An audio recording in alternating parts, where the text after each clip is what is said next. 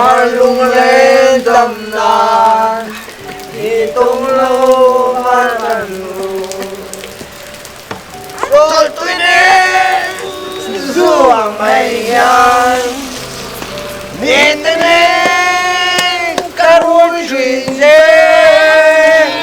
sai thế in mail thì làm sao mà đi lên đây mà sao nào đấy mình tội khổ tem này đi theo tôi ăn thịt đủ to rồi cà phê tốt thì bây giờ chiếc xuống mấy à còn bé đâu này không nào tiền cả lão xoay về đó cả lão xoay về ai cái mà cả xoay lúc cái gì cả xoay rồi tu lại du in au English and mang khэр rồi chứ gì thế nào vậy ra cái thủ lâu I want to break with you on the same xem gì rồi như cái chứ cái con là cái thô thì nó mấy cái con cái là cái thỏi vàng mấy cái là cái thô hay là cái thỏi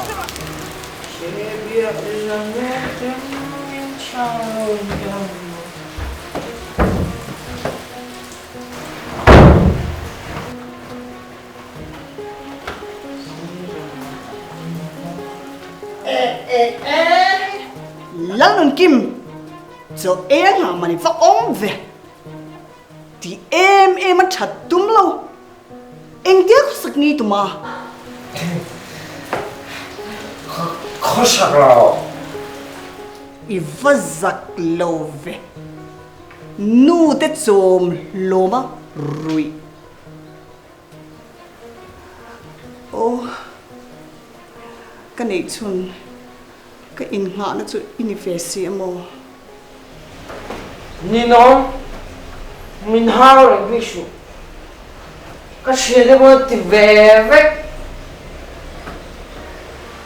cả hao rồi ngầm xe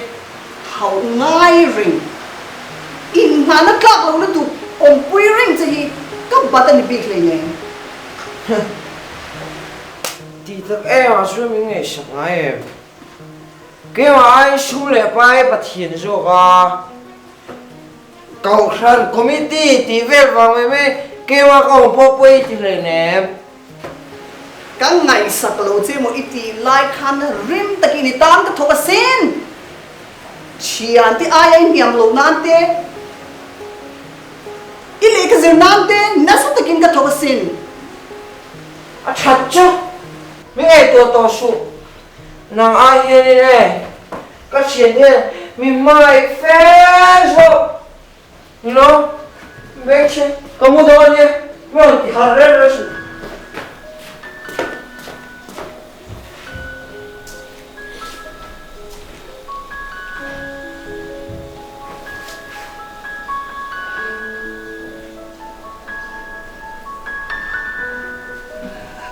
oh boy pa mình cứ sang malu tụi em vẫn quên tắc em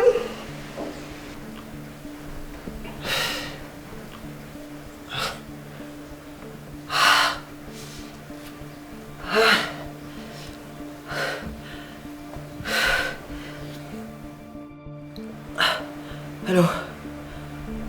hello đâm tới nào mình xui mà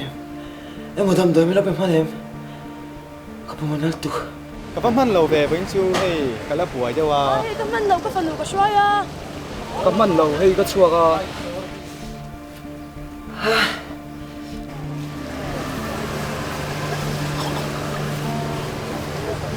alo ngó ô cái lỗ hồng ha